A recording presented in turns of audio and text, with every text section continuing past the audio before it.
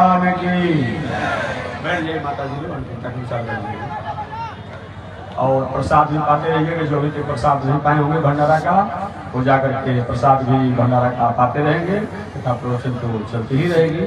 इसी बीच बीच में जाकर के लोग प्रसाद जाकर पाते रहेंगे माता जी लोग और भी पुष्प रहेंगे।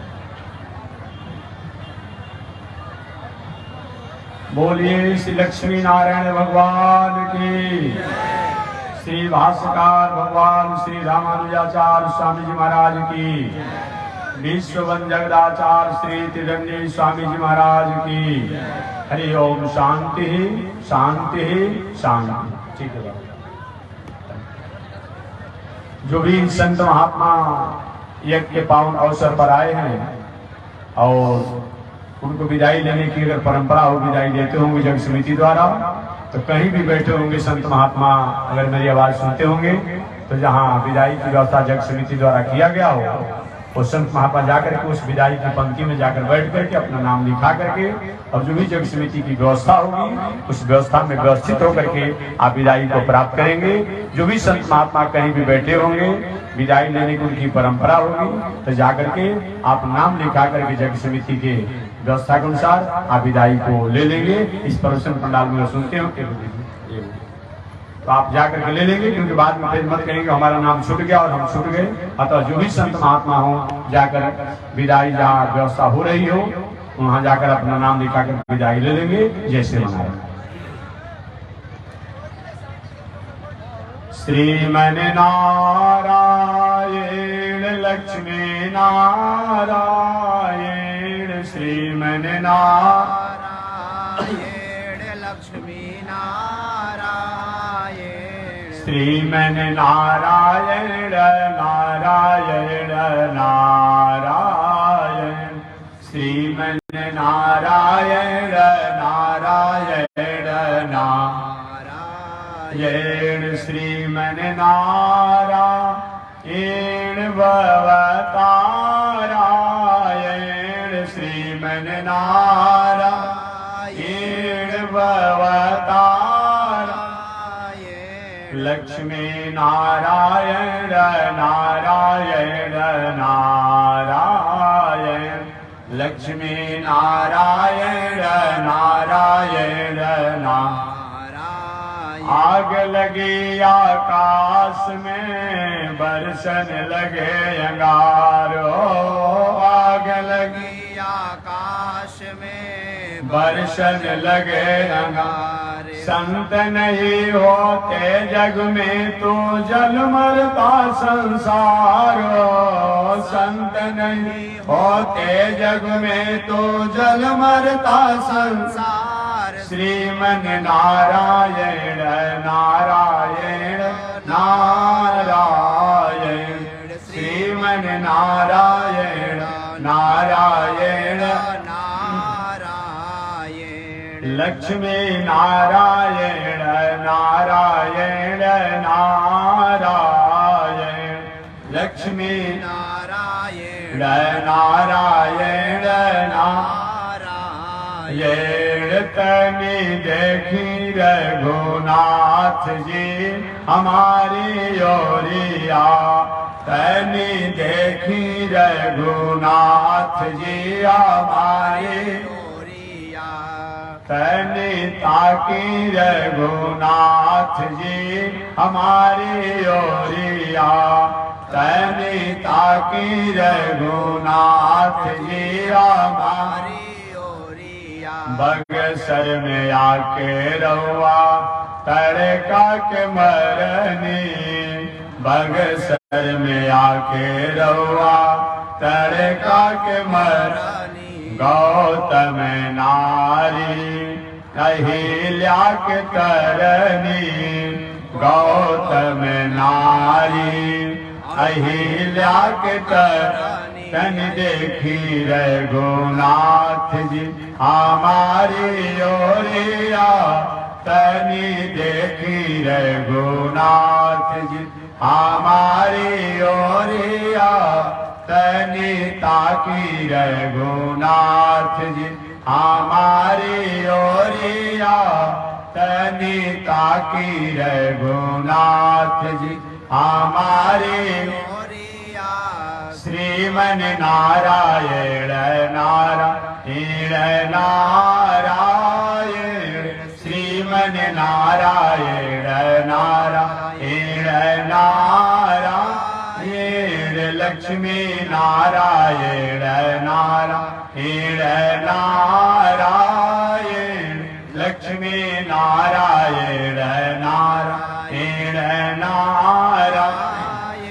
बोलिए श्री लक्ष्मी नारायण भगवान की, श्री भाष्यकार भगवान श्री रामानुजाचार्य स्वामी जी महाराज की, श्री प्रतिवाद वेंकटाचार्य स्वामी जी महाराज की, अनंताचार्य श्री गादी स्वामी जी महाराज की, परमाचार्य श्री रामकृष्णाचार्य स्वामी जी महाराज की, विश्ववंद जगदाचार्य श्रीमद विश्वक्सेनाचार्य अस्मदाचार्य पूज्य गुरुदेव श्री त्रिदंडी स्वामी जी महाराज की, श्री त्रिदंडी स्वामी जी महाराज की, वामनाश्रम सिद्धाश्रम चरित्रवन बक्सर बिहार भारत धाम की, बक्सर बिहार भारत धाम की जगत जननी जगदम्बा श्री महालक्ष्मी माता के, महालक्ष्मी माता के पावन धाम के, पावन ठाव के, पावन स्थल के, पावन महामहोत्सव के, पावन महामहोत्सव के जय जय श्री सीताराम, जय जय श्री राधेश्याम, जय जय श्री श्रीमन नारायण, जय जय श्री भाष्यकार, जय जय श्री भाष्यकार। हरि ओम। शांति शांति शांति। अनंताचार्य कृपया वेदांत द्वय पारगम रामकृष्णाग्र सद्भक्त विश्वक्सेन मुनिं भजे। कासायम यज्ञ सूत्रम शुचिवपुषि ददा चौर्वपुण्ड्रम च बाले यस्यास्ते दक्षहस्ते कलिकुमति गिरीन्द्रेन्द्र वज्रम त्रिदंडम संसाराग्नि प्रशान्ते धृत जलममलं दारुपात्रं पवित्रं श्री विश्वक्सेन सूरे पदकमलयुगं श्रेयसे संश्रयामि। लक्ष्मीनाथ समारंभा नाथयामुनि मध्यमाम् अस्मदाचार्य पर्यन्ताम् वन्दे गुरु परंपरा। नारायणाय विद्महे वासुदेवाय धीमहि तन्नो विष्णु प्रचोदयात्। महालक्ष्म्यै च विद्महे विष्णुपत्न्यै च धीमहि तन्नो लक्ष्मी प्रचोदयात्, तन्नो लक्ष्मी प्रचोदयात्। परमाराध्य श्री लक्ष्मी नारायण भगवान प्रातः स्मरणीय पूज्य आचार्य श्री के जुगल चरणों में कोटिशः नमन। भगवत भागवत आचार्य कैंकर्य पारायण महानुभाव बक्सर की पावन भूमि से चलकर आए हुए श्री त्रिदंडी स्वामी जी महाराज समाधि स्थल मंदिर पीठाधीश्वर जगत गुरु रामानुजाचार्य स्वामी अयोध्या राज महाराज द्वारा आपने कथा श्रवण किया। उनसे पहले काशी की पावन भूमि से चलकर आए हुए श्री लक्ष्मी नरसिंह मंदिर ज्वाराज स्वामी जगत गुरु रामानुजाचार्य स्वामी मुक्तिनाथ जी महाराज द्वारा आपने कथा श्रवण किया होगा। उनसे पहले श्री गोपाल कृष्ण जी महाराज और श्री सिद्धराचार्य ब्रह्मचारी जी द्वारा भी आपने कथा श्रवण किया होगा। चलिए इसी पावन कड़ी में मैं दो चार शब्दों को निवेदन करता हूँ। मैंने प्रथम दिन निवेदन किया था मानव जीवन में संत सत्संग और ईश्वर इन तीनों का बहुत बड़ा महत्व है। संत का भी, सत्संग का भी और ईश्वर का भी। जब जब भी हमने अपने जीवन में इन तीनों का त्याग किया तब हमारे जीवन में साधन तो रहे संसाधन भी रहे, सुविधाएं भी रही, और हम बहुत ऊंचाई तक पहुंचे भी, लेकिन जीवन में शांति और समन्वय नहीं रहा। अतः जीवन में शांति और समन्वय के लिए हमें संत, सत्संग और ईश्वर की आवश्यकता है। आपके मन में यह प्रश्न होगा, ऐसा कभी हुआ है क्या कि संत, सत्संग और ईश्वर को त्याग करने के कारण जीवन में कई विषम परिस्थितियों को हमने प्राप्त किया है? तो मैं 2-4 दिनों से उदाहरण बताते आ रहा हूं। रावण का इतिहास मैंने बताया, क्या नहीं था उसके पास, बस इतना ही जानिए, क्या नहीं था। अर्थात संत सत्संग के अलावा सब कुछ था। उसके पास इतनी शक्ति थी, इतना ऐश्वर्य था, इतना प्रभुता थी कि जमराज भी डरते थे कि कहीं हमारी भी नियुक्ति के दूसरे जगह मत कर दी जाए। जिला साहब अच्छे होते हैं, जेल सुपरिटेंडेंट भी अच्छे होते हैं, लेकिन कहीं न कहीं किसी के द्वारा बहाली होती है ना, उस व्यक्ति से तो डर बना रहता है। थाना अध्यक्ष भी अच्छे हैं, लेकिन उनको यह भय बना रहता है कहीं थोड़ी सी हमारे ऊपर कहीं रपट अच्छा और भला बुरा के मत आ जाए, तो डरते रहते हैं।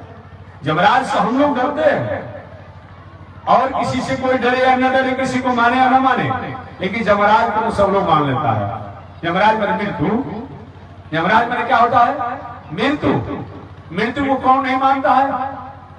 सब मानते हैं। नास्तिकों को भी अपने आप ने किए, भले ईश्वर को नहीं मानता है, धर्म को नहीं मानता है, कहते हम ईश्वर को नहीं मानते हैं, हम धर्म को नहीं मानते हैं, हम देवी देवता नहीं मानते हैं, हम पूजा पाठ नहीं मानते हैं, लेकिन ये नहीं कहता है कि हम मृत्यु को नहीं मानते हैं। ऐसा कोई है जो कहने वाला हो कि मृत्यु को नहीं मानते हैं? अब तुम नहीं भी मानोगे, इससे क्या हो जाएगा? क्या मृत्यु तुम्हारे पास नहीं आएगी? मृत्यु तुम्हारा नहीं होगी। इसलिए यही वही कैसे बताया गया है, ये हमेशा मनुष्य के जीवन में कितना भी ऊंचाई पर हो, लेकिन एक सूत्रों को जीवन में याद रखें, यही वही कैसे मृत्यु जो है हमारी चोटी को पकड़ रखा है, कब हम काल के गाल में चले जाएंगे, इसको कभी अपने आप में त्याग नहीं करना चाहिए, भूलना नहीं चाहिए। धनानि भूमौ पशवस्य गोष्ठे नारी द्वारे जना शमशाने। धनानि भूमौ, ये धन संपत्ति जो है यहीं पर रह जाएगी। कितना भी आपके पास धन संपत्ति होगा, यही रह जाएगी, चाहे तिजोरी में रहे, वह भूमि पर रहे, जैसे भी रहे। धनानि भूमौ, ये भूमि पर रह जाएगी। ऐसा एक भी व्यक्ति आपको नहीं मिला होगा, कहीं जाते समय कहा भाई तो कम से कम 2-4 करोड़ रुपया, 2-4 लाख रुपया हमको चेक दे दो, मार्ग में खर्चा करेगा। होता है। इस समाज के लोग ऐसे स्वार्थी हैं, ये दुनिया के लोग ऐसे स्वार्थी हैं, जिस पिता द्वारा, जिस बाबा द्वारा हमारे लिए क्या नहीं किया गया, जिस भाई परिवार द्वारा क्या नहीं किया गया, एक वो व्यक्ति कहीं यहाँ से गुजरने लगता है, चला जाता है, और कहीं किसी के नाम पर नाम भी नहीं किया है, तो वह मुर्दा लाश से भी अपने आप दस्तखत कराकर कागज रख लेते हैं। ऐसा नहीं होता है। कोई जा रहा है मृत्यु को प्राप्त करेगा तो हाथ में उसको 1 लाख रुपए का चेक दे दिया जाता है कि पॉकेट खर्चा काम करेगा। हम तो नहीं सुने हैं, शायद आपने सुना होगा। हम नहीं सुने हैं कि किसी लाश को, मुर्दा को अपना पॉकेट खर्चा के लिए 1 लाख या 2 लाख या 5 लाख का चेक या कुछ नगद पैसे दे दिया जाए कि खर्चा काम करेगा।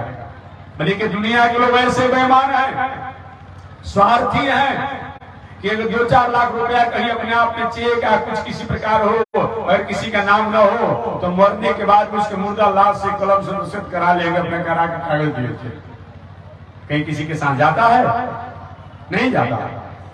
धनानि भूमौ पशवस्य गोष्ठे, गाड़ी घोड़ा जो कुछ भी है वो अपने स्थान पर रह जाएगी, वो भी साथे जाती होती नहीं है, जाता नहीं। धनानि भूमौ पशवस्य गोष्ठे नारी द्वारे, जिन पत्नी की इशारे पर, जिन पत्नी की अपने आप में क्रीड़ा में आपने दिन को दिन नहीं समझा, रात को रात नहीं समझा, बहुत स्नेह करने वाली पत्नी होगी, बहुत आपसे प्रीति, उसका स्नेह होगा, तो आपके जाने के बाद घर के द्वार तक जाएगी, रोते बिलखते हुए स्वजन लोग, बंधुजन लोग कहेंगे कि स्त्रियों को शमशान पर जाने की कोई औचित्य नहीं है, कोई मर्यादा नहीं है, बेचारी वो भी घर के द्वार से लौट आएगी, वो भी कहीं साथे नहीं रहती। धनानि भूमौपस्वस्य गोष्ठे नारी द्वारे जनाश्मशाने। ये बंधुजन जो है बहुत स्नेह करने वाले होंगे अपने आप में, तो शमशान तक जाएंगे। और आज तो एक माहौल बिगड़ गया है। हम लोग अक्सर में रहते हैं, कभी कभी तो रहने का मौका मिलता है।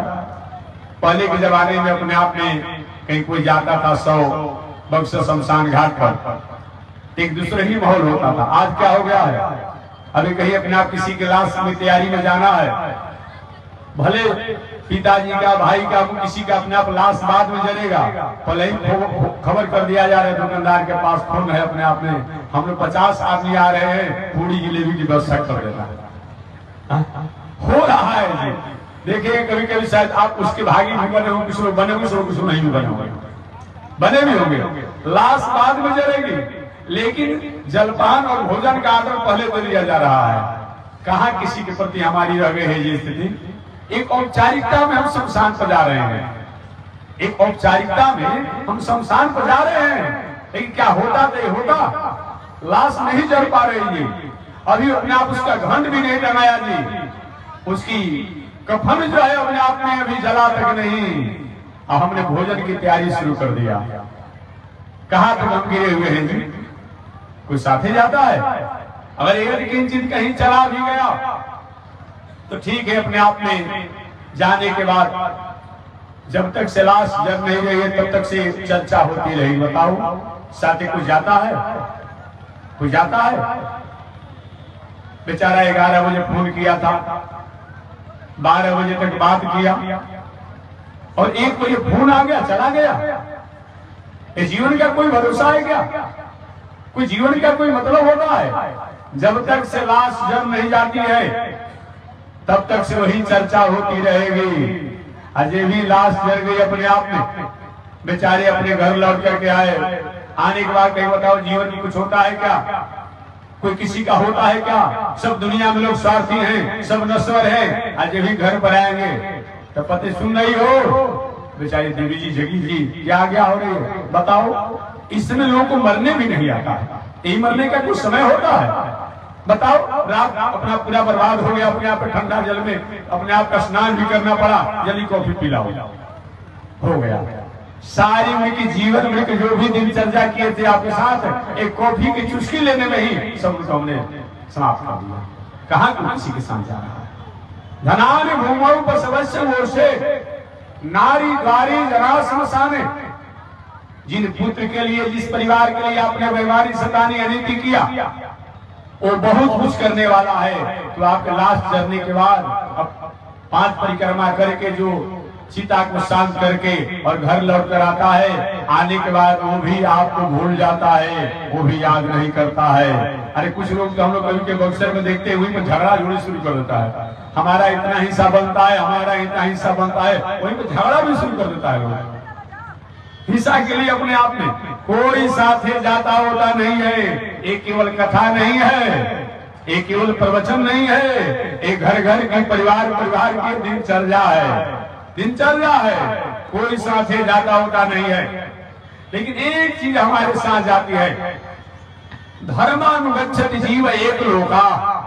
एकमात्र मानव की संस्कृति, संस्कार, नैतिकता, नीति, आचरण, व्यवहार, स्वभाव, कर्म यही था, मरने के बाद भी रहता है।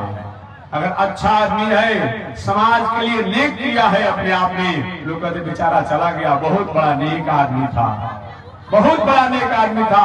अब वही कोई व्यक्ति अपना उपद्रवकारी हो और कहीं चलो मर गया, चलो बहुत बड़ा अच्छा हो गया, पापी मर गया, ठीक है। और कोई साथी जाए न जाए, लेकिन हमारी नैतिकता जो है हमारे साथ रहती है और मरने के बाद वह बरकरार रहती है, कीर्ति के रूप में, कीर्ति जस सजीवति, यही बताया गया है। इसलिए मानव जीवन में बताया गया है, और कुछ सब समाप्त हो जाए तो हो जाए, रहे या न रहे, कभी भी अपनी नैतिकता को नहीं खोना चाहिए। लेकिन आज इसी चीज का अभाव हो गया है। एक बार मैं गया था, हमेशा कहता हूँ, झारखंड प्रदेश में था मैं, झारखंड प्रदेश में था, तो एक महोदय जी ने हमसे पूछा कि महात्मा जी ये बताइए कि अपने आप में आपको आप अपने देश और विदेश में क्या आपको अंतर बुझाता है, बता दीजिए। हमने कहा हम तो भाई विदेश गए ही नहीं हैं, लेकिन मैंने अनुभव किया है।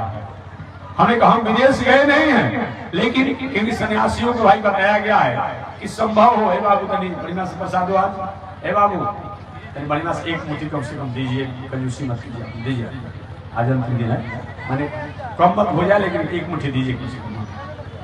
तो मैं निवेदन करना चाह रहा था कि मैंने कहा कि भाई मैं विदेश तो गया नहीं, लेकिन मैंने अनुभव किया है विदेश में नीति है, नैतिकता नहीं है। हमारे यहाँ क्या है, नैतिकता की बात तो होती है लेकिन नीति नहीं है, नीति नहीं है। एक रेल चलाने वाला व्यक्ति भी अपने आप में कुछ देर के लिए कहीं सो जाए, रेल कहीं चलते रहे तो क्या करेगा अपने आप में, वो कहेगा चलो भगवान ने पार लगा दिया।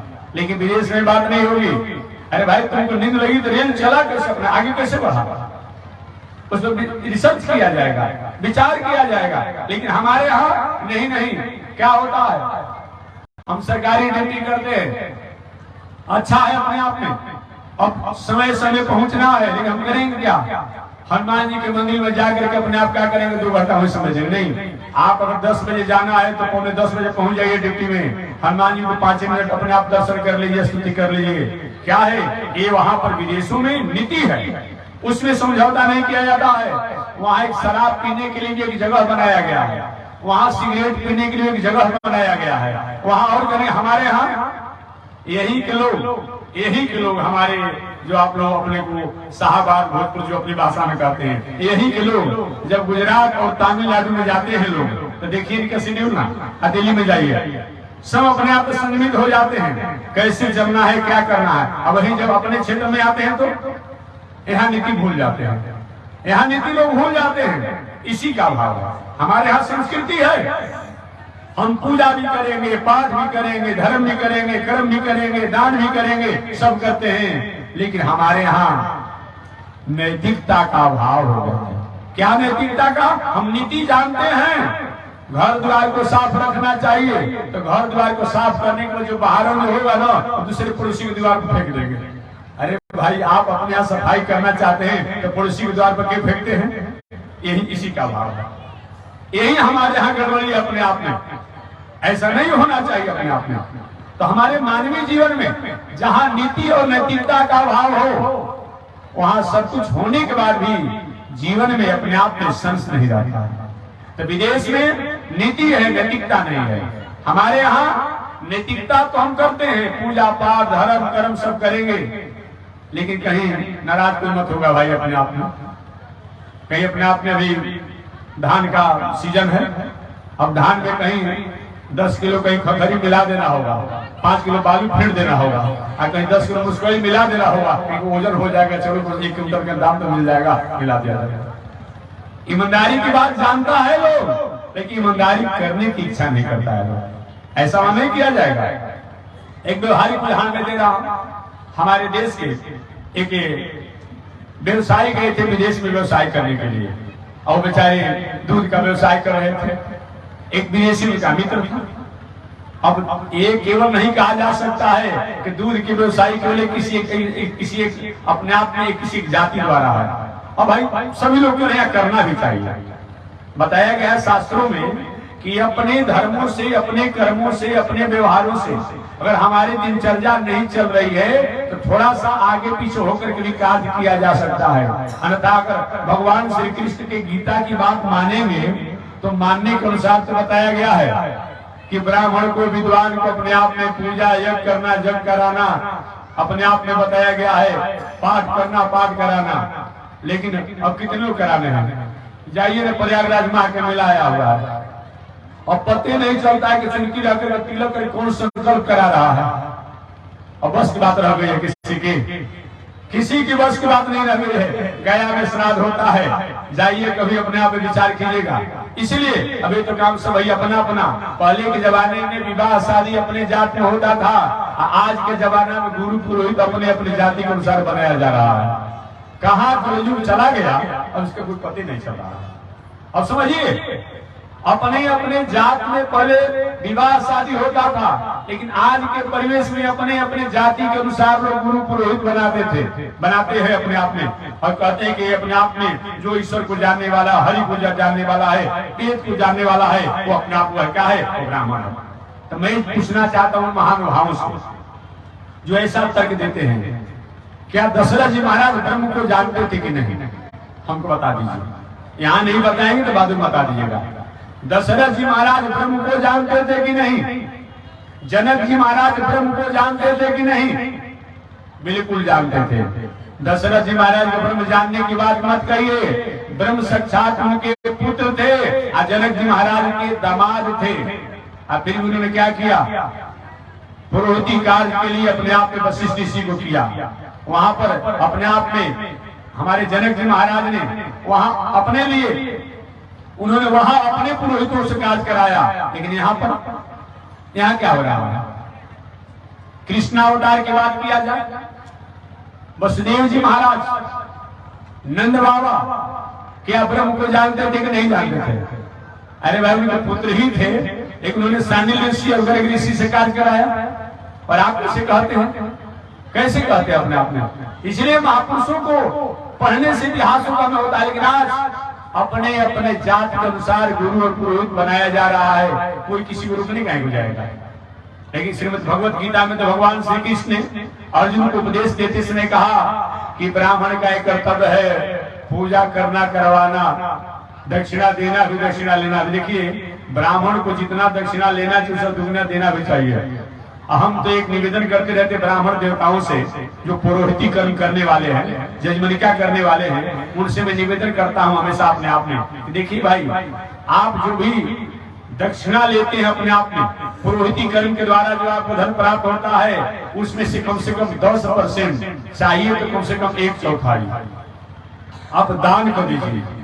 आप दान नहीं करेंगे तो भाई जिसका जिसका आपने पूजा पाठ कर रहा है कुछ आपको मिला, कोई जरूरी कि हरिश्चंद्र है, कोई बेईमानों से दान तो होगा, कोई कुकर्मी भी तो होगा जो संकल्प करके आपको दान दिया, तो उसका जो है अनिति अन्याय का आपके सिर पर आ जाएगा। और आने के बाद क्या होगा? आपका बेटा नाती जो है क्या है, पंडित जी 4 जी के आचार्य थे, आपका बेटा नाती क्या कर रहा है? झूम बराबर झूम सर। देखते होंगे बहुत जगह अपने आप में, ये हास्य की बात नहीं है, आप सुनते होंगे, देखते होंगे, ऐसा क्यों होता है? ये आश्चर्य की बात है ना। पंडित जी 4 चीज के आचार्य थे, उनके नाती बेटा ऐसा क्यों हो गया भाई? कि विचार करते इसीलिए कि पंडित जी ने प्रायश्चित का जो धर्म लिया था, कर्मी का, अपराधी का, अनेक प्रकार से गलत मार्ग में रहने वाले मिले लिए, तो उसका प्रणाम हुआ, वो व्यक्ति का पाप तो मार्जन हुआ, लेकिन उनका उसका पाप जो है वो अपना पुरोहित करने वाले, पुरोहिती कार्य करने वाले उन महाराज जी पर आ गया, जिससे उनका लड़का ऐसा हो गया। इसलिए कोई भी ऐसा काम करने वाला अगर हो ब्राह्मण देवता अपने आप में, तो कम से कम बताया 1/4 तो दान कर ही देना चाहिए, और नहीं करेंगे तो उसका परिणाम आपके साथ रहेगा। इसलिए यज्ञ करना, यज्ञ कराना दोनों बताया गया ब्राह्मण, दान लेना और दान देना ये बताया गया, अध्ययन करना और अध्ययन कराना, ये 6 कर्म बताया गया है। तब तो सब के सब लोग अपने आप कर रहा है। अब जिसको 2 अक्षर याद हो गया, काखी में पोथी दबा करके और सब कथा प्रवचन कर रहा है, कहा किसी कौन रोकने जाएगा? इसीलिए भगवान श्री कृष्ण ने कहा तो था कि ब्राह्मणों का धर्म है, क्षत्रिय का धर्म क्या है? शासन की बात। अब डेमोक्रेसी की बात आई तो शासन कहां से करेंगे, किस पर करेंगे? बताइए ना। राज चलिए गया, स्वराज चलिए गया, किस पर शासन करेंगे? अब तो डेमोक्रेसी आ गया ना भाई, प्रजातंत्र की बात आ गई अपने आप में। यहाँ राज शासन की बात क्या होगा? जिसके पास भाई वोट होगा, जो वोटिंग होगा उस अनुसार जिसको बहुमत होगी वही राजा बनेगा। ये भी चला गया। जहां तक वैश्य की बात है, वैश्य को व्यवसाय करने के भगवान श्री कृष्ण ने बताया था। और बताइए, एक तो वैश्य जाति जो होती है सुकुमार होती है, सुकुमार होती है अपने आप में। केवल ये लोग अगर अपने आप में खेती करें, केवल व्यवसाय करें, तो देश का, पूरे दुनिया का काम चलेगा? नहीं चल पाएगा। खेती की बात बताया कि वैश्यों को करना चाहिए। और जो चौथा वर्ण है, शूद्र माने हम अपने आप में शूद्र नहीं, हमारे यहाँ बताया गया है चतुर्थ वर्ण। चतुर्थ वर्ण माने जो कि अपने आप में अपनी प्रेम के द्वारा, सहानुभूति के द्वारा, सौहार्द के द्वारा समाज के लोग कहीं भटके हुए हों, के उलझे हुए हैं, वो सबको मिला करके अपने आप में और एक मुकाम तक पहुंचाने का जो काम करता है उसी को दास कहा जाता है। तो चौथा वर्ण जो दास को कहलाने वाले हैं, अपने आप में हम भी दास हैं। हम लोग भी लक्ष्मी प्रपन्न रामानुज श्री वैष्णव दास हम लोग कहते हैं अपने आप में। जो दास कहलाने वाले हैं उनको सेवा की बात, अगर अगला अपने अपने कार्यों करेंगे तो अपने आप में कलयुग में ऐसा संभव हो पाएगा, इतना बड़ा विस्तार, इतना विकास हो पाएगा। अभी आप अपने को मान लें कि हम उस ऊंचाई पर पहुंचे, राष्ट्र में मेरा प्रथम नाम हो, वह कार्य करने से नहीं होगा। तो अंत में एक इसका वाक्य है, ये भगवान श्री कृष्ण का वाक्य है, ये शंभु मनु का वाक्य है। लेकिन पराशर ऋषि जी ने जो कलऊ पराशर स्मृति, अलग अलग युगों में अलग अलग ऋषियों ने मानवीय जीवन जीने के लिए तरीका बताया है। तो कृते मनु स्मृति, सतयुग में मनु जी महाराज ने जो कहा, जो मैंने बताया कि ब्राह्मण का ये धर्म है, क्षत्रिय का ये धर्म है, अमु का ये धर्म है, ये बताया गया। कृते मनु स्मृति, त्रेता गौतम स्मृति, और त्रेता युग में गौतम ऋषि का जो अपना स्मृति है वो मानव जीवन के लिए विशेषकर अपने आप में था। और द्वापरे संघ लिखित, और द्वापर युग में संघ और लिखित ऋषि का वाक्य मान, और कलऊ पराशर स्मृति, और कलयुग में पराशर ऋषि ने जो कहा है वह सबसे मान्य बताया गया है। पराशर ऋषि ने कहा कि दुनिया में रहने वालों, चाहे ब्राह्मण हो तब, चाहे क्षत्रिय हो तब, चाहे वैश्य हो तब, चाहे दास हो तब, ये चारों वर्णों को अपने वर्ण आश्रम की अनुकूलता से अगर अपने आप में भरण पोषण करने में परेशानी होती हो तो अगला भी अपने आप में दिनचर्या करके और अपने जीवन को प्रशस्त किया जा सकता है। इसीलिए अपने आप बताया गया है, इस परिवेश में केवल अलग अलग कर्मों को करने से कोई व्यक्ति को नहीं, मैंने बताया जो जिस कर्म करता है उसी उस नामों से संबोधित कर दिया जाता है।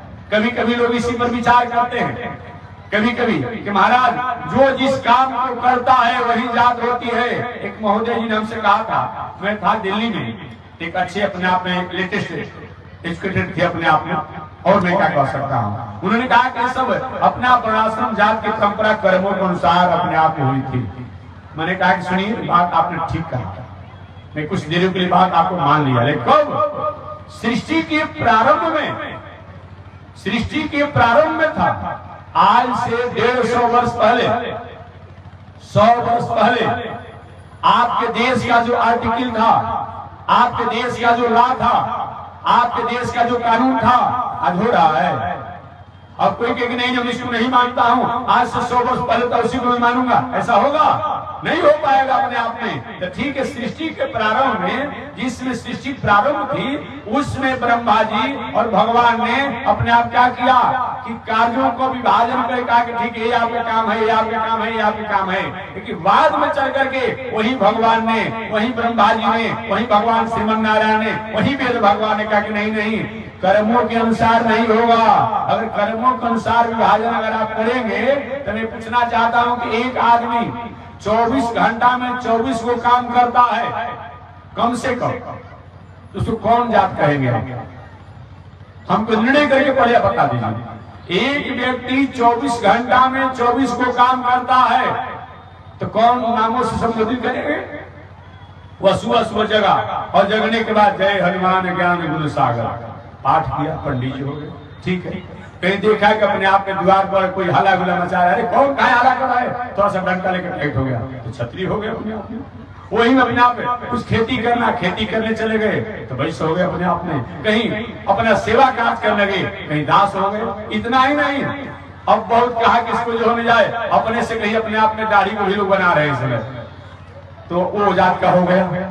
कहीं अपने से जूता का पॉलिश दे दिया, वो हो गया अपने आप में। उसमें कहीं अपना शौचालय को साफ करने लगा, वो हो गया अपने आप में। मैंने समझिए, कभी अपना कपड़ा धोने लगा, उसका हो गया अपने आप में। और कर्म के अनुसार ही केवल अपने आप मानते हैं कि कर्म के अनुसार, तो 24 घंटा में एक व्यक्ति 24 को काम करता है तो 24 में जात 1 घंटा अपने आप 24 घंटा में हो जाएगा उसका, कैसे निर्णय कर पाएंगे? अब होता है कि नहीं होता है? कर्म से जो मानने वाला है वो मेरे प्रश्नों का जवाब दे कभी न कभी और कहीं न कहीं देगा अपने आप में कि केवल कर्म से अगर आप मानते हैं तो एक व्यक्ति 24 घंटा में 24 को काम करता है तो कौन नामों से और कैसे उसको संबोधित करेंगे? इसलिए ऐसा नहीं होगा।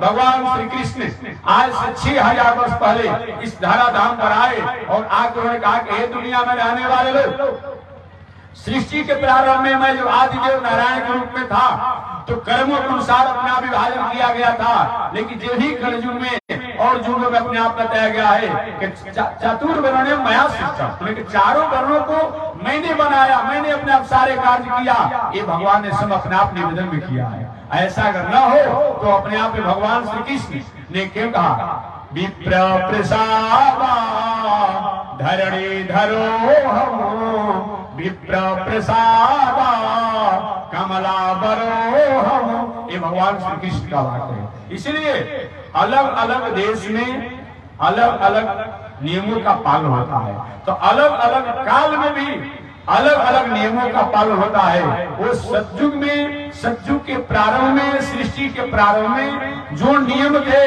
वो नियम आज लागू नहीं होंगे, उसमें संशोधन आज भी रोज होता है। इसलिए बताया गया है वेदार्थो निश्चितव्य स्मृति इतिहास पुराणी, वेदों का अर्थ निर्णय किया जाता है स्मृति के द्वारा, इतिहास के द्वारा, पुराणों के द्वारा। अतः कभी भी शास्त्रों को पढ़ करके आप दिग्भ्रमित मत होइए। शास्त्रों को पढ़ करके कहीं अपने आप में ऐसा भ्रमित न हो जाए कि अपने आप अपने स्वरूप को आप भूल जाए। शास्त्र इसलिए पढ़ना चाहिए कि शास्त्रों को पढ़ करके हम अपने स्वरूप को प्रदर्शित करें, प्रकाशित करें, प्रभाषित करें। इसके लिए तो हमें शास्त्रों को पढ़ना चाहिए, लेकिन शास्त्रों को पढ़ने का मतलब अपने स्वरूप, अपनी संस्कृति को हम विलय कर दें, ह्रास कर दें। इसके लिए शास्त्र और संस्कृति नहीं होनी चाहिए। तो मैं निवेदन करना चाह रहा था कि हमारे राष्ट्र में हमसे एक महोदय जी ने पूछा था कि महाराज जी आपके देश में और अपने देश में क्या अंतर बुझाता है देश और विदेश में? तो मैंने कहा कि हमारे देश में सब कुछ है लेकिन नैतिकता नहीं है, और लोगों की यहाँ नीति, और लोग जो है अपने आप में क्या करते हैं, नैतिकता अपने आप में नीति को ही अपनी नैतिकता मान लेता है। लेकिन हमारे यहाँ लोग पूजा भी करेगा, पाठ भी करेगा, सब कुछ होगा, लेकिन कहीं थोड़ा सा लाभ लोभ की बात होगी तो कहीं किसी को चूना लगाने से पीछे नहीं हटेगा। तो ही मैं बता रहा था कि एक विदेश में एक दूध का व्यवसाय करने वाले थे, इसी पर प्रसंग को मैं हो रहा था। दूध का व्यवसाय करने वाले थे, दूसरा एक विदेशी मित्र भी था अपने आप जो विदेश में दूध का व्यवसाय करता था। दोनों के पास अच्छी गाय थी। अब वहां है कि भाई 10 किलो दूध देती है सुबह और 10 किलो शाम, तो 10 किलो सुबह और 10 किलो शाम होना ही चाहिए। अगर नहीं हुआ तो उस पर अपना रिसर्च किया जाएगा, काहे नहीं दिया, विचार किया जाएगा। इसके खाने पीने की व्यवस्था कम कर दिया गया, ठंडा लग गया, क्या हो गया? लेकिन हमारे यहाँ ये बात नहीं चलती है। अब क्या हो, जो हमारे देश के रहने वाले दूध के व्यवसायी जो थे, अब उनका तो ठीक है, अपने आप में गाय ने उतना ही दूध दिया, लेकिन विदेशी जो था उसका अचानक एक दिन गाय ने 5 किलो दूध कम दे दिया।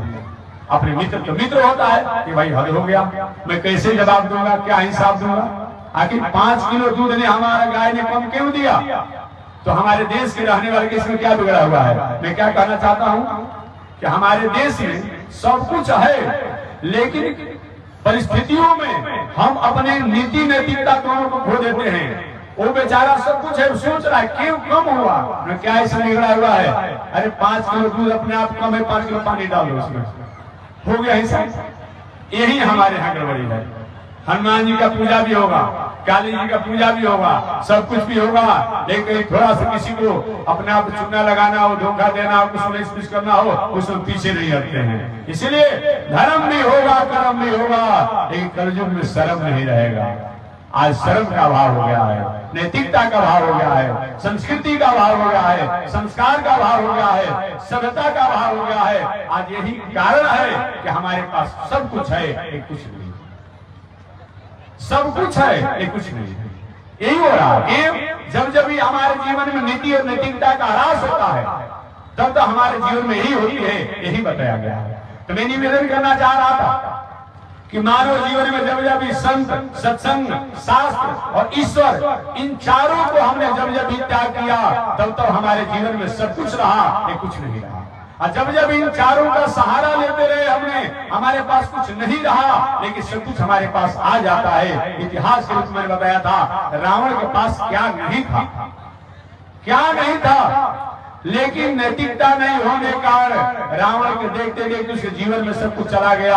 विभीषण जी के पास कुछ नहीं था, लेकिन उनके जीवन में सब कुछ प्राप्त हो गया।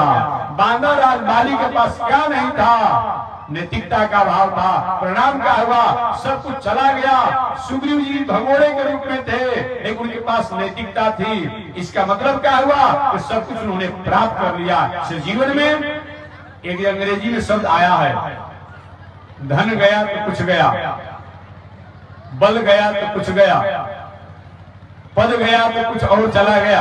अंग्रेजी का शब्द कल मैं हिंदी में बता रहा हूं आपको। लेकिन जिसका नैतिकता चला गया उसका सब कुछ चला गया। वो व्यक्ति को पुनः उसको अपने आप में रिटर्निंग करना बहुत बड़ा मुश्किल हो जाता है। मतलब जीवन में कभी भी अपनी नैतिकता को मत खोए, यही मानवीय जीवन की पहचान है। भगवान श्री कृष्ण और भगवान श्री राम द्वारा हमें संदेश प्राप्त होता है। भगवान श्री राम विषम से विषम परिस्थिति में रहे, कभी भी अपनी नैतिकता होने की कोशिश नहीं किया। भगवान श्री कृष्ण के जीवन में भी विषम परिस्थितियां आई, लेकिन विषम परिस्थितियों में भी अपने आप मुस्कुराते रहे। यही मानव जीवन की पहचान है। जीवन में उतार चढ़ाव आते रहता है, जीवन में उतार चढ़ाव आते रहते हैं, लेकिन उतार चढ़ाव आने पर भी मनुष्य जीवन में अपनी नैतिकता को कभी जो नहीं खोता है, वो व्यक्ति हमेशा हमेशा के लिए अपने मुकाम पर चिरस्थायी अपने आप में बना रहता है। यही हमको आपको उपदेश प्राप्त होता है जो मैंने निवेदन किया। मैं निवेदन करना चाह रहा था कि इसलिए मानव जीवन में हमें संत भी होना चाहिए, सत्संग भी होनी चाहिए, संस्कृति भी होनी चाहिए, और ईश्वर होना चाहिए, और शास्त्र भी होना चाहिए। इनके सहारा से होकर के अगर हम जीवन जीते हैं तो हमारा जीवन यह उज्जवल हो जाता है। एक महोदय जी ने हमसे पूछा था एक बार कि महात्मा जी कथा प्रवचन क्या होता है। मैंने कथा प्रवचन जो है कि मानव जीवन का क्या है कि आत्मा को शुद्ध करने का एम्बुलेंस है। भोजन हमारा खराब न हो इसके लिए तो उपकरण बन चुके हैं, कपड़ा खराब न हो सफाई करने के लिए अपने आप बन चुके हैं, शरीर भी कोई थोड़ा बड़ा इधर उधर होता है, झुर्रियां पड़ती है, उसके लिए भी अनेक प्रकार उपकरण हो गए हैं। लेकिन हमारा आत्मा खराब न हो, हमारा दिल खराब न हो, हमारा मन खराब न हो, हमारा बुद्धि खराब न हो, हमारा चित्त खराब न हो, हमारा आहार विहार खराब न हो, इसके लिए आज तक किसी राष्ट्राध्यक्ष द्वारा, किसी वैज्ञानिकों द्वारा कोई उपकरण बनाया गया नहीं, बनाया गया, बनाएंगे भी नहीं। तो यही जो है कथा, पूजा पाठ, यज्ञ, दान, तीर्थ, व्रत, ये क्या है, ये मन का एम्बुलेंस है, आत्मा का एम्बुलेंस है, बुद्धि का एम्बुलेंस है, ये चित्त का एम्बुलेंस है। इसमें किसी प्रकार का खराश हो गया है, हटाई आ गई है, विकार आ गया है। इस कथा प्रवचन द्वारा हम अपने जीवन को विशुद्ध करते हैं, शुद्ध करते हैं, इसलिए जीवन में होना चाहिए। एक और प्रश्न होता है कि क्या कथा प्रवचन पूजा पाठ से क्या लाभ होता है। एक महोदय जी ने उनसे पूछा था कि कभी घूमते रहते हैं तो कुछ नास्तिकों से भेंट होते रहता अपने आप में। उन्हें पूछा कि महाराज ये सब क्या लाभ होता है नहीं होता है। मैंने कहा कि लाभ की बात तो छोड़ दीजिए, लाभ की बात तो उसको समझाया जाएगा जो समझने वाला होगा, और जो लाभ को मानता ही नहीं उस लाभ का कितना लाभ करने से क्या मतलब है। मैंने कहा कि नहीं लाभ होता है। कहते तो नहीं लाभ होता तो आप क्यों पूजा पाठ करते हैं, क्यों कथा जप करते हैं। मैंने कहा कि लाभ नहीं भी है, लेकिन जिसको करने से हमें कहीं सतपथ पर चलने के लिए अगर हम प्रेरित होते हैं, एक कम लाभ है क्या। मंदिर में जाने से मूर्ति से कुछ मिलता है, ये तो बाद की बात है, लेकिन मंदिर में जाते समय, मंदिर में जाने से पहले और मंदिर में जाने के बाद हमारे मन में होता है कि नहीं, हमारे जीवन में जो खान पान रहन सहन जो उल्टा है उसको त्याग कर देना चाहिए। एक कम लाभ है क्या, एक कम लाभ है। आप जाते हैं विंध्याचल नवमी में, एक छठ के अवसर पर आप अपने आप में छठ करते हैं, शिवरात्रि के अवसर पर आप शंकर जी के यहाँ जाते हैं, तो शंकर जी का जो शिवलिंग जो पसार का है उससे मिलता है कि नहीं मिलता है, ये तो बात की बात है। लेकिन जाने से पहले हमारे दिल में, दिमाग में, मन में, बुद्धि में एक पवित्रता होती है, ये कम लाभ है, ये कम लाभ है, ये कम लाभ नहीं है। इसलिए बताया गया धर्म जो है वो लाभ की अगर बात किया जाए तो जो मानने वाला उसके लिए लाभ की बात किया जाए, लेकिन जिस कर्मों को करने से पहले, करने के बाद हमारे जीवन में गलत कर्मों का त्याग हो जाए और अच्छे कर्मों को हम उसके अधिकारी हो जाए, ये भी कम लाभ नहीं है। ऐसा मान करके भी धर्म का त्याग नहीं करना चाहिए। और एक बात तो हमेशा मैं कहता हूँ, दुनिया में कोई ऐसा व्यक्ति नहीं है, केवल मैं देश की बात नहीं करता हूँ, प्रदेश की बात नहीं करता हूँ, पूरे विश्व की मैं बात करता हूँ, दुनिया में कोई भी ऐसा व्यक्ति नहीं है जो प्रमाण के साथ कह दे कि हम मूर्ति की पूजा नहीं करते हैं। कोई ऐसा नहीं, प्रमाण के साथ कहेगा तो अगर कहीं विवादी आदमी हो तो हम क्या करेंगे उसको, लेकिन प्रमाणिक रूप में कह दे, कोई ऐसा व्यक्ति नहीं है जो कह दे कि हम मूर्ति की पूजा नहीं करते हैं। चलिए मैं उदाहरण के रूप में देता हूँ, ठीक है, कोई मूर्ति को मानने वाला नहीं है, वो समाज सेवी है, असमाज सेवी है, कहीं अपना झंडा पर कि अपने नेता का प्रतीक फोटो लगाया है ना, ये होता है, नास्तिक है मान लीजिए, सोशलिस्ट है मान लीजिए, तो अपने समाज सेवी नेता का फोटो लगाया है ना, उसका प्रतीक लगाया है ना, उन महानुभाव से पूछिए, उन महोदय जी से पूछिए, अरे भले आदमी, तुम कहते हो कि मूर्ति से, पसार से, पत्थर से क्या मिलता है, एक कपड़ा पर अपने आप में एक फोटो लगाए हो अपने समाज सेवी नेता का, इनसे क्या मिला हुआ है? ये भी तो किसी प्रिंट द्वारा अपने आप कहीं पैसे में छपा हुआ है, तो फोटो तुम्हारे लिए सब कुछ मिल सकता है, अब हमें नहीं मिलता है। उनसे पूछिए जो लोग चौक चौराहे पर अपने समाज सेवी नेताओं को अपने आप में मूर्ति बैठाते हैं, कहते हैं हम मूर्ति नहीं मानते हैं, जिनको आज अपनी भाषा में आप कहते हैं अलग अलग मार्क्सवाद के नामों से जानते हैं, सोशलिस्ट कहलाते हैं, कम्युनिस्ट कहलाते हैं, चारवाक कहलाते हैं, उन महानुभावों से मैं पूछना चाहता हूँ, वो क्या इससे अलग है क्या? ठीक है, आप रामकृष्ण को नहीं मानते हैं, आप रामकृष्ण को नहीं मानते हैं, आप गंगा इत्यादि नदियों को नहीं मानते हैं, लेकिन कम से कम आप चौराहे पर अपने किसी न किसी समाज सेवी नेताओं का मूर्ति तो लगाते हैं। पूछा जो क्यों लगाते हैं, क्यों लगाते हैं? आप उनका पुण्यतिथि मनाते हैं कि नहीं मनाते हैं? उनका जयंती आप मनाते हैं कि नहीं मनाते हैं? क्यों मनाते हैं? रास्ते में आप जाएंगे कहीं चौक चौराहे पर, कोई समाज सेवी अपने आप, चाहे कम्युनिस्ट का हो, सोशलिस्ट का हो या चारवाक जो भी अपने आप में, उनका भी कहीं न कहीं फोटो होता है। मैं भी देखा हूँ, बंगाल से लेकर के अपना हम लोग घूमते रहते हैं, केरल से मैंने देखा है। पूछा जाए क्यों लगाते हैं भाई, आप तो मूर्ति को मानते नहीं है? तो वे कहते हैं कि महात्मा जी हम मूर्ति को नहीं मानते हैं, जिनका मूर्ति मैंने बैठाया है इनके द्वारा समाज के लिए कभी न कभी उपकार हुआ है, समाज का इन्होंने भलाई किया है, कभी नली बनाया है, कभी गली बनाया है, कभी रोड बनाया है, कभी बिजली की व्यवस्था किया है, कभी समाज का अपने आप में उपकार किया है। इनकी यादगारी में इनका मूर्ति मैंने बैठा दिया है और इनका पुण्यतिथि और जयंती मनाते हैं। ठीक वही बात यहाँ मिला मिला। ठीक है, ईश्वर मूर्ति होते हैं कि नहीं होते हैं, भगवान मानना चाहिए कि नहीं मानना चाहिए, देवता मानना चाहिए कि नहीं मानना चाहिए, ये तो बात की बात है। और आप अपने समाज सेवी नेताओं के मरने के बाद, चले जाने के बाद उनकी यादगारी में उनका मूर्ति या बैठा सकते हैं, उनको माला लगा सकते हैं, उनका जन्मतिथि मना देंगे, उनका पुण्यतिथि मनाते हैं। तो हम भी अपने आप में, जिनको हम राम कहते हैं, जिनको कृष्ण कहते हैं, जिनको वामन कहते हैं, जिनको नरसिंह कहते हैं, जिनको और नामों से जाना जाता है, उनके द्वारा भी कभी न कभी ये दुनिया में उपकार किया गया है। उन्हीं के उपकार को याद करके और हम किसी मंदिर में उन राम का, कृष्ण का, शंकर का, दुर्गा का, काली का, हनुमान का अगर मूर्ति बैठा देते हैं, किस बात का विरोध, कैसा विरोध, किस बात का आपत्ति, कैसा आपत्ति?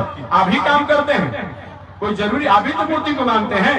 केवल मैं उनकी बात नहीं कह रहा हूँ, चाहे वो अपार दर्शन है। ठीक है, आप रामकृष्ण को नहीं मानते हैं, लेकिन गौतम बुद्ध जी का मूर्ति को मानते हैं ना, तो मूर्ति मूर्ति हो गया है, मूर्ति मूर्ति नहीं हुआ? बताइए ना उससे, बताइए। जैन दर्शन को जो मानता है, ठीक है, आप रामकृष्ण को नहीं मानते हैं, लेकिन महावीर तीर्थंकर को मानते हैं ना, ऋषभदेव को आप मानते हैं ना, उनका मूर्ति आप बैठा सकते हैं, रामकृष्ण का नहीं होगा। ठीक है, आप सिख दर्शन को मानने वाले हैं, आप गुरु गोविंद सिंह को मानते हैं ना, गुरु नानक जी को मानते हैं ना, उनका फोटो हो सकता है, क्या नहीं होगा अपने आप में? तो कौन ऐसा व्यक्ति है जो प्रमाण के साथ कह देगा कि मूर्ति नहीं मानते अपने आप में? जहां तक इस्लाम दर्शन की बात मैं करता हूँ, इस्लाम दर्शन की मैं बात करता हूँ, इस्लाम दर्शन में भी अपने आप में, ठीक है, आप मूर्ति नहीं मानते हैं, लेकिन मोहम्मद साहब के नाम तो मानते हैं ना। इतना ही नहीं, आप तो चंद्रमा को तो मानते हैं ना, तारा को आप मानते हैं ना, हम भी चंद्रमा को मानते हैं भाई। आप चंद्रमा का दूज के चंद्रमा को आप मानते हैं, तो हम भी तो चंद्रमा को मानते हैं। हमारा तो वेद का मंत्र है, ओम चंद्रमा मनसो जाता चक्षु सूर्यो जायत श्रोत्राल वायु से प्राण समुखाद निरजायत। तो हम भी चंद्रमा को मानते हैं। आप अलग कहाँ हैं?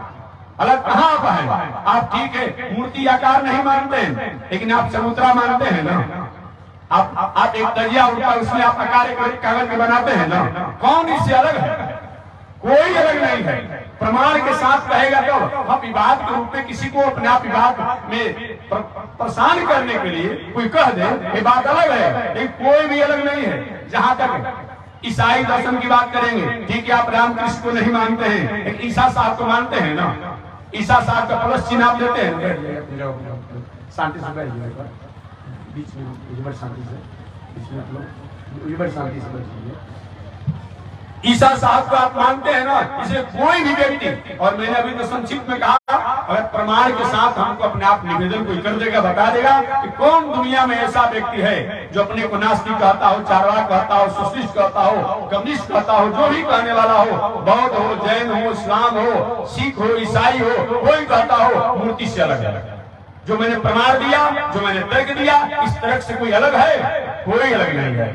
केवल क्या मतलब, हमारे यहाँ गांव पहले हनुमान जी का आज मूर्ति बन रहा है, पहले तो मिट्टी का चबूतरे बनता था जी, काली जी का पहले चबूतरे बनता था जी, पिंडे बनता था, आज आकार हो गया। तो पिंड को भी आकार कहा जाता है, चबूतरा को भी अपने आप आकार कहा जाता है। जैसे आज कुछ दर्शन जो है चबूतरा बनाता है, अपने आप में कुछ और आकार बनाता है, कागजी का बना दे, वो भी आकार है। इसलिए कोई व्यक्ति, ठीक है आप मूर्ति नहीं मानते, मंदिर बनाते हैं ना अपने अनुसार, एक प्रतीक बनाते हैं ना, वो भी तो हो गया।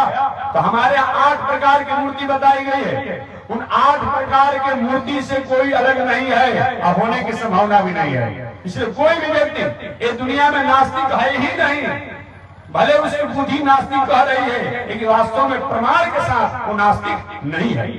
कौन 8 प्रकार की मूर्ति होती है? शैली दारुमयी लिप्या लेख्यात सकते मनोमयी मणिमयी, ये प्रतिमा बताया गया है। शैली सबसे श्रेष्ठ शिला की मूर्ति बताई गई है, शैली। दारुमयी काश की मूर्ति, शैली दारुमयी। लेप्या और कुछ नहीं मानते हैं, तो अपना घर द्वार को आप साफ सुथरा रखते हैं, डेंटिंग पेंटिंग करते हैं, वो भी ईश्वर की ही पूजा हो जाती है। स्वच्छता ईश्वर का प्रतीक है, स्वच्छता ईश्वर का प्रतीक है। और आप घर को डेंटिंग पेंटिंग रखते हैं, वो ईश्वर की पूजा हो गई, मूर्ति की पूजा हो गई। कपड़ा साफ सुथरा रखते हैं, वो भी मूर्ति की पूजा हो गई। सास से अलग कहाँ है? शैली दारुमयी लेप्या लेख्या लेखनी के रूप में, और कुछ आप नहीं मानते हैं। कम से कम अगर हिंदी पढ़ने वाले हो तो क तो पढ़ते हैं ना, आ पढ़ते हैं ना, अंग्रेजी पढ़ने वाले हैं ABCD पढ़ते हैं ना। तो अगर आप अक्षर वर्णमाला को पढ़ने वाले हैं तभी आपने मूर्ति को मान ही लिया, क्योंकि लेप्या लेख्या लेखनी के द्वारा। एक दिन मैंने बताया था कि यजुर्वेद के माध्यमी शाखा के 40वां अध्याय के अनुसार लिखा हुआ है, खम ब्रह्म, ख का अर्थ ब्रह्म होता है, ख का अर्थ परमात्मा होता है, ख का अर्थ ईश्वर होता है, ख का अर्थ भगवान होता है। एक नटखट स्वभाव का ऋषि कुमार था, छोटा था लेकिन कुशाग्र बुद्धि का था। वो खड़ा हो गया, गुरुजी पढ़ा रहे थे तो क्या गुरुजी आपने ख का अर्थ बता दिया, क का अर्थ आप नहीं बताएंगे? गुरुदेव ने कहा वत्स जदेव खम तदेव कम, यानी ख का अर्थ जब यजुर्वेद के मालिनी शाखा के 40वें अध्याय के अनुसार जब ब्रह्म होता है तो क का अर्थ भी ब्रह्म होता है, ईश्वर होता है, नारायण होता है, राम होता है, कृष्ण होता है, अनेक रूप रूपाय विष्णु प्रविष्णु। तो क और ख ये दोनों भगवान का नाम का सूचक है। तो जितने बार आप अपने 24 घंटा के दिनचर्या में आपके द्वारा क और ख का उच्चारण होता है, उतने बार आपके द्वारा भगवान के मूर्ति का दर्शन हो जा रहा है। कहाँ लगा है? उच्चारण हो जा रहा है, कहाँ लगा भाई बताइए ना। जानते थे ऋषि लोग कि आने वाले समय में कलयुग में लोग अपने आप में धर्मनिरपेक्षता की बात करेंगे, और धर्मनिरपेक्षता में और कुछ नहीं, केवल एक सनातन वैदिक परंपरा को अपने आप नहीं मानेंगे, बाकी तो सबको मानेंगे। लेकिन धर्म निरपेक्षता में केवल एक सनातन वैदिक परंपरा को नहीं मानेंगे। अतः ऋषियों ने कहा कहां भाग कर जाएंगे। अगर पढ़ाई में जब ही आप प्रवेश करेंगे तो आप क ख पढ़ेंगे तो आपको भगवान के नाम लेना ही पड़ेगा। एक क और ख जो है भगवान का नाम है, याद रखिएगा अपने आप में। क और ख जो है ये भगवान का नाम है। आपने किसी से कहा कि कौन काम करते हैं, तो काम में को आया ना, तो आपने भगवान का नाम ले लिया। अरे भाई खाना खाए कि नहीं खाए, खो आपने कहा ना, तो भगवान का नाम आ ही गया। कहाँ लग है, कहाँ लग जाएंगे आप बताइए ना।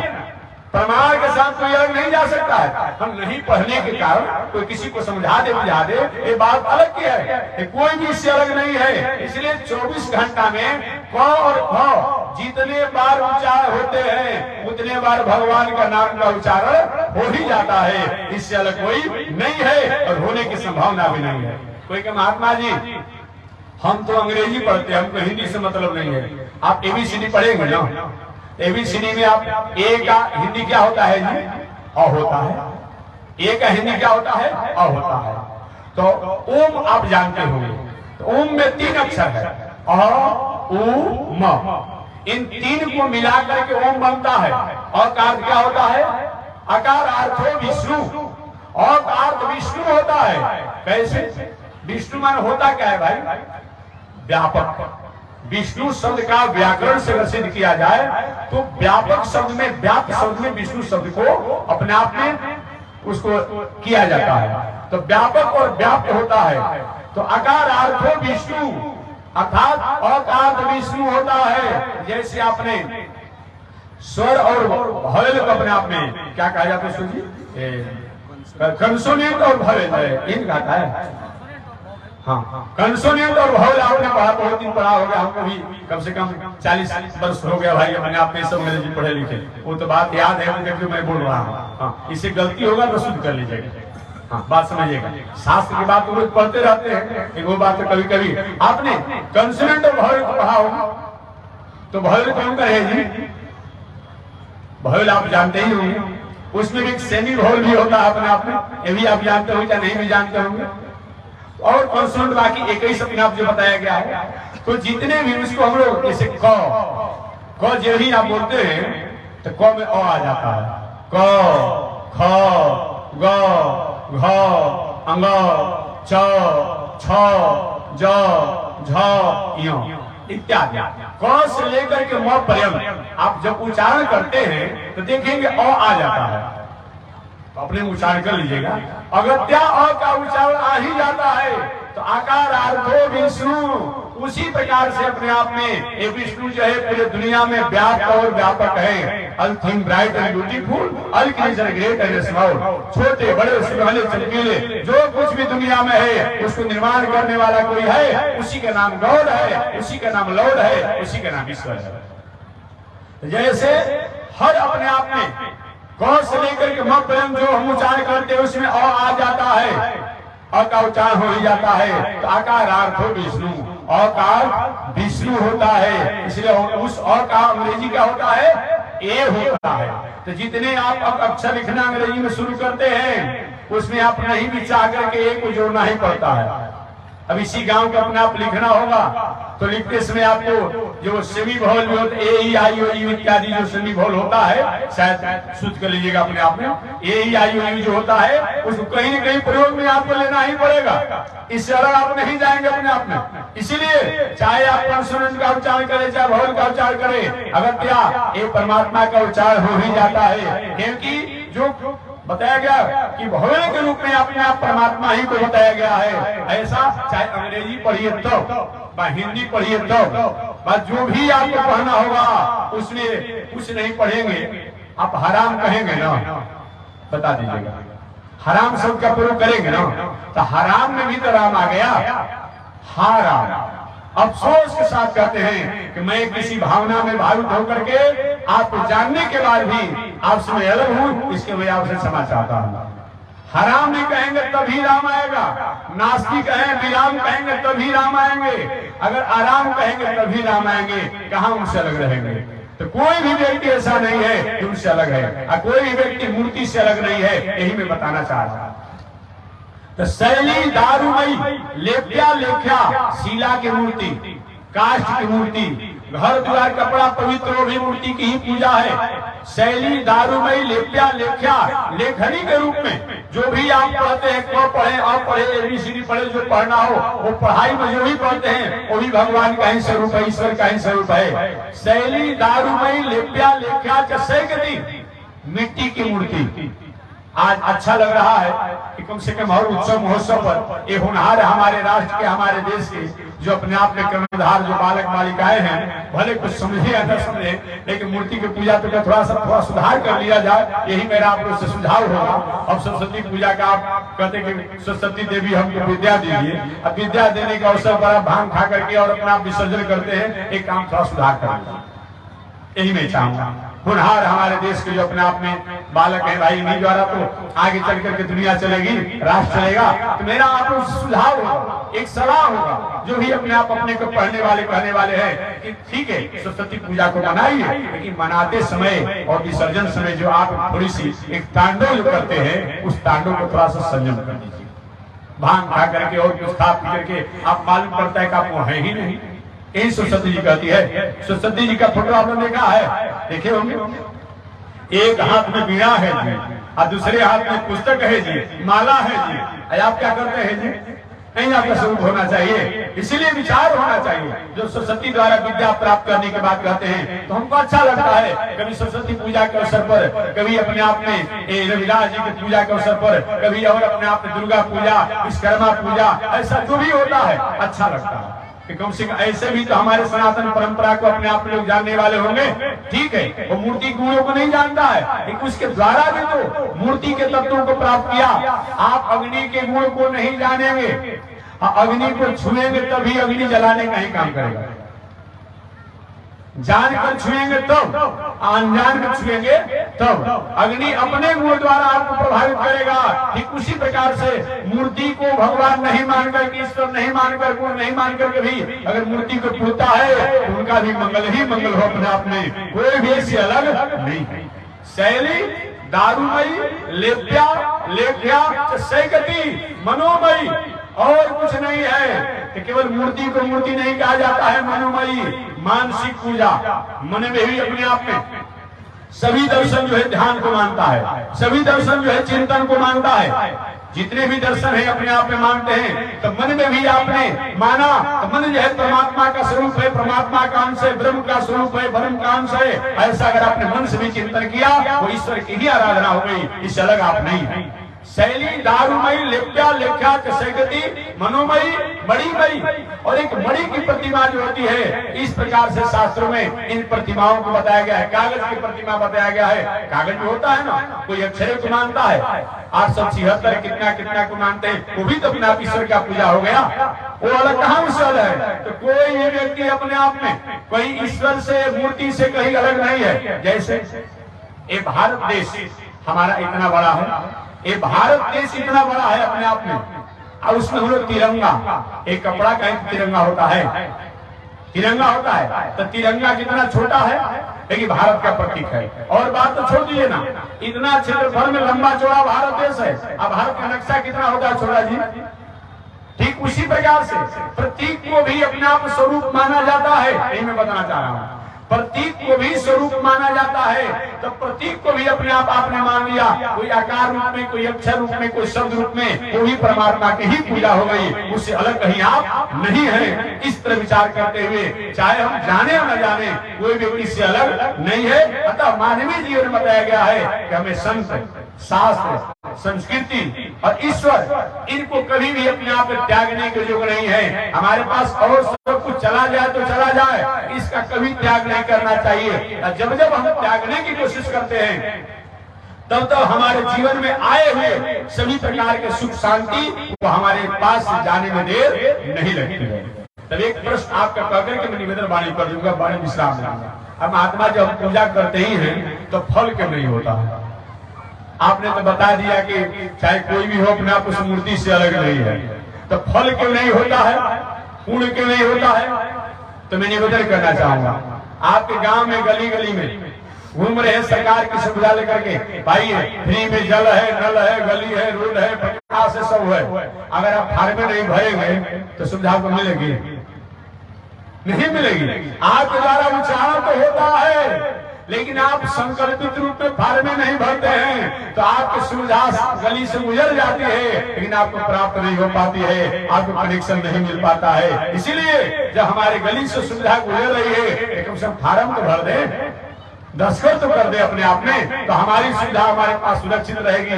ऐसा विचार करते हुए जब उससे अलग है ही नहीं तो काहे को नास्तिक होना, काहे को अपने आप में कहना नहीं मानते हैं। अतः उन परमात्मा को जानिए, कौन जो सृष्टि के प्रारंभ में आज से 50,000 करोड़ वर्ष पहले इस संसार को जिसने बनाया, कितना पुराना है, 50,000 करोड़ वर्ष पहले जिसने इस दुनिया को बनाया था। इसलिए मैं निवेदन करता हूं कि जो भी दुनिया में है वो विचार है, वो दर्शन है, वो पंथ है, वो धर्म नहीं है। धर्म तो एक वैदिक सनातन परंपरा है जो सृष्टि के प्रारंभ में अपने आप प्रकट हुआ था, उसको धर्म कहते हैं। अब बाकी जो विचार और दर्शन बताया गया है, आपने जाना होगा एक बौद्ध दर्शन 3000 वर्ष के भीतर, जैन दर्शन थोड़ा सा से आगे, यहूदी दर्शन भी आप जानते होंगे, ईसाई दर्शन तो आप जानते होंगे। 2023 चल रहा है ना, 2023 तो ईसा साहब को आए 2023 वर्ष हुआ, 2024 तो नहीं थे ईसा साहब। इससे मतलब कि ईसाई दर्शन तो उससे पहले था नहीं। जहां तक अपने आप में इस्लाम दर्शन की बात करेंगे, मोहम्मद साहब जी इस धराधाम पर 1500 वर्ष के भीतर आए हैं। सब 1400 कुछ हो रहा है, लेकिन मैं अधिक बढ़ा कर बोल रहा हूँ, 1500 वर्ष के भीतर आए। तो बात स्पष्ट हो गया कि मोहम्मद साहब जी जब आए थे तभी तो भाई अपने आप में उन्होंने मानवीय जीवन जीने का जो किया। और मैं एक बात और मैं बताऊं, मोहम्मद साहब आए हो चाहे ईसा साहब आए हो, चाहे गौतम बुद्ध आए हो, चाहे अपने आप में ये महावीर तीर्थंकर जैन साहब आए हो, जो आया हो, चाहे गुरु गोविंद सिंह आए हो, गुरु नानक जी आए हो, सबका एक ही तात्पर्य रहा, एक ही तात्पर्य रहा कि मानव कहीं अपने स्वरूप से बिखर रहा है, भटक रहा है, उसको सतपथ पर लगाया जाए। इसी के लिए भले कहने का तरीका, समझाने का तरीका उनका अलग हो सकता है, लेकिन सबका यही था कि नहीं नहीं, जो मानव अपने स्वरूप से, अपनी संस्कृति से, अपनी मर्यादा से भटक रहा है, उसको अपने स्वरूप को जनाया जाए। इसी के लिए वो महापुरुष आकर के और मानव को सत्पाथ पर लगाने के लिए, सन्मार्ग पर लगाने के लिए कार्य किया। लेकिन हम लोगों ने उस बातों को भूल करके एक दूसरा अपने आप में एक विचारधारा बना करके आपसी घृणा, आपसी देश में जो हमने इस समाज को एक अनेक प्रकार से अस्त व्यस्त करने का काम किया, ये हमारी दोष है, लेकिन महापुरुषों का दोष है। उन महापुरुषों ने ऐसा नहीं किया अपने आप में। इसलिए ये विचार करते हुए बताया गया है, जब जब इस शास्त्र, संस्कृति, ईश्वर को हमने स्वीकार किया, तब तो हमारे जीवन में अप्राप्त वस्तु भी प्राप्त हो गया। और जब जब हमने त्याग किया, हमारे जीवन में प्राप्त वस्तु भी हमारे हाथों से जाने से कोई रोक नहीं पाया। अतः इसको हमेशा जीवन में अपने आप स्वीकार करना चाहिए। बस इसी शब्दों के साथ मैं वाणी को विराम दे रहा हूँ। आगे परमात्मा की जैसी श्रीमन नारायण लक्ष्मी नारायण, श्रीमन नारायण लक्ष्मी नारायण, श्रीमन नारायण नारायण नारायण, श्रीमन नारायण नारायण नारायण, श्रीमन नारायण जगोदारायण, श्रीमन नारायण जगोदारायण, लक्ष्मी नारायण नारायण नारायण, लक्ष्मी नारायण नारायण नारायण। आग लगी आकाश में बरसन लगे अंगारो, बरसन लगे अंगार। संत नहीं होते जग में तो जल मरता संसार हो, संत नहीं होते जग में तो जल मरता संसार। श्रीमन नारायण नारायण नारायण, श्रीमन नारायण नारायण नारायण,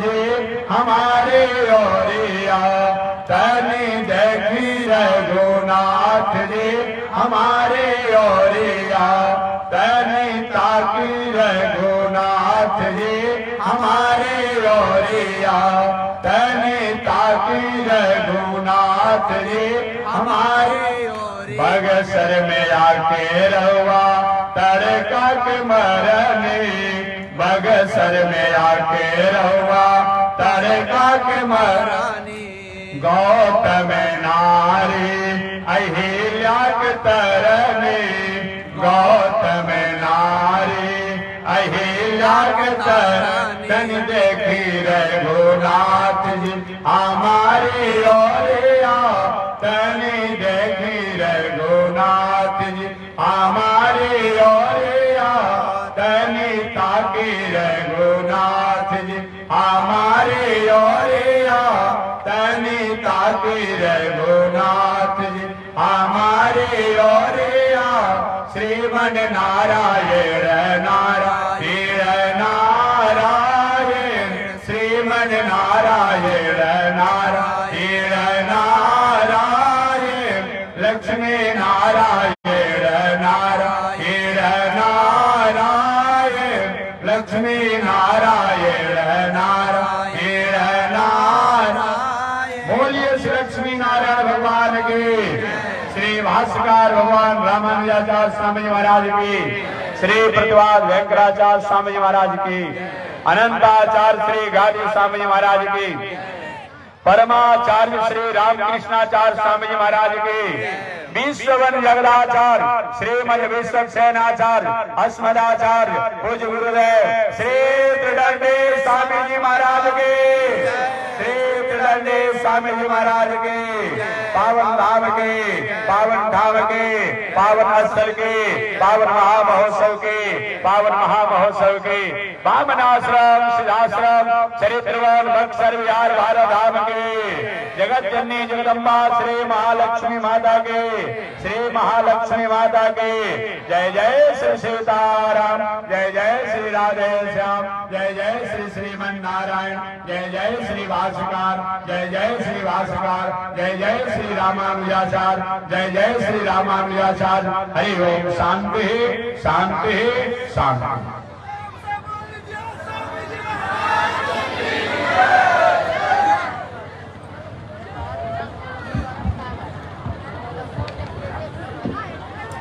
ओम चंद्रमा मनसो जात चक्षो सूरजो अजायत श्रोत्राद्वायुषप्राण सम्मुखादिनिरजायत श्रीशते लक्ष्मी शवत्व्यावहोरात्रे पार्श्वे नक्षत्राणि रूपमस्मिनो व्यातम् ईश्वर निधाड़ा मयि घाड़ सर्वलोकं मयि घाड़ कासायम यज्ञ सूत्रम शुचिव पुषि दधा चोर्धपुण्ड्रम च भाले यस्यास्ते दक्षहस्ते कलिकुमति गिरीन्द्रेन्द्र वज्रम त्रिदण्डं संसाराग्नि प्रशान्त्यै प्रीतिजलममलं दारुपात्रं पवित्रं श्रीविश्वक्सेन सूरे पदकमलयुग श्रेयसे संश्रयामि अमरयाद शूद्रश्चलमतिरसोया प्रसवो कृतघ्नो दुरमाणि स्मर परवसो वञ्चन पर निशंसा पापेश कथमहमितो दुःखजलदे